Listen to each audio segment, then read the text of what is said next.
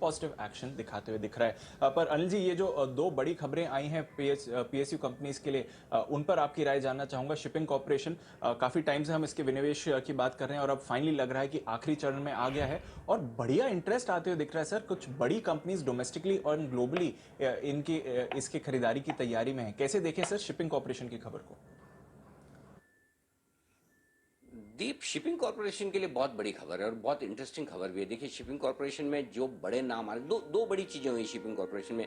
पहली चीज तो है कि इस हफ्ते जो कैबिनेट सेक्रेटरी की अगुवाई में मीटिंग होने जा रही है, वो पूरी तरह से टाइमलाइन कंप्लीट कर रही है। और जब ये डेट आ गई है कि आप 18 दिसंबर तक दीपम आपको एक्सप्रेशन ऑफ इंटरेस्ट जारी कर देगा और उसके बाद जो कंपनियां या जो ग्रुप या देशी विदेशी कंपनियां जो फंड्स हैं सारे जो इंटरेस्ट दिखा रहे हैं वो अपनी बोलियां लगाएंगे। तो पहली चीज तो कि 18 तारीख तक ईओआई जारी करने की तारीख आ चुकी है, तो ये एक बड़ी खबर है। यानी कि अब फास्ट ट्रैक पर है। इसका मतलब क्लियर कट है, इसी वित्त वर्ष में सरकार शिपिंग कॉर्पोरेशन को डाइवर्स करने का इरादा रखती है। मार्केट्स मजबूत हैं। देखिए, शिपिंग कंपनियों को लेकर पूरा आउटलुक बदल रहा है दुनिया भर में। ऐसे में एससीआई के लिए बहुत ही सही समय है कि यहां पर आप फटाफट इसका डाइवेस्टमेंट करने के सोचें। तो पहली चीज तो ये बहुत क्लियर कट है कि डाइवेस्टमेंट प्रोसेस फास्ट होती हुई दिख रही है। और दूसरी चीज जो स्वाति ने कहा वो बेहद इंटरेस्टिंग है और वो ये है कि आप देखिए, जो कुछ होने जा रहा है उसमें इंटरेस्ट किस तरह के लोगों का है। एक तो जो हिंदुस्तान की बड़ी कंपनियां हैं, वेदांता को आप मान सकते हैं, हिंदुस्तानी भी और विदेशी भी। तो